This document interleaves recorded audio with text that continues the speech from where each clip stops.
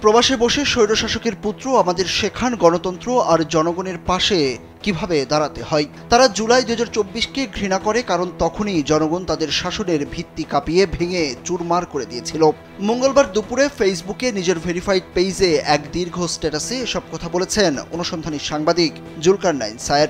Facebook পোস্টে জুলকারনাইন বলেন, ২০২৪ সালের জুলাই আগস্ট মাসের গণ অভ্যুত্থানকে জুলাই দাঙ্গা বলে আখ্যা দেয়া সজীব অজয়-জয়ের সাম্প্রতিক বক্তব্য শুধু ইতিহাস বিকৃতি নয়, এটি একটি জাতির সমষ্টিবদ্ধ স্মৃতিকে পরিকল্পিতভাবে মুছে ফেলার ব্যর্থ অপচেষ্টা। তার কথাগুলো কৃত্রিম সহানুভূতি এবং রাজনৈতিক প্রতারণায় ভরা।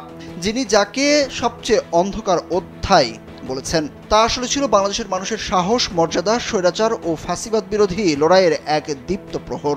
আহত নিহত আন্দোলনকারীদের বিষয়ে তিনি বলেন, যে আন্দোলনে ছাত্র, শ্রমিক, পেশাজীবী সাধারণ মানুষ একত্রিত হয়েছিল, সেই গণ অভ্যুত্থানকে দাঙ্গা বলা ইতিহাসের এক নিষ্ঠুর অপমান। ওই আন্দোলনে ১৪০০ জনেরও বেশি মানুষকে প্রকাশ্যে হত্যা করা হয়। শত শত আন্দোলনকারী তরুণ শিক্ষার্থীরা এখনো চোখে দেখে না, কারো পা নেই, কারো হাত নেই। আর এই অবস্থায় দাঁড়িয়ে জয় সহানুভূতি আর ক্ষমার গল্প শোনান। কোন প্যারালাল পৃথিবীতে বাস করেন এই পলাতক প্রধানমন্ত্রীর পুত্র? সজীব অজয়-জয় যেটা করেছেন তা দেশবাসীকে একসঙ্গে করা নয়, এটা এক ধরনের ছলনা মন্তব্য করে জুলকারনাইন বলেন, জয় প্রতিবাদকে ভুল বলে আখ্যা দিয়েছেন, যেন আন্দোলনকারীরা নির্বোধ বা বিভ্রান্ত।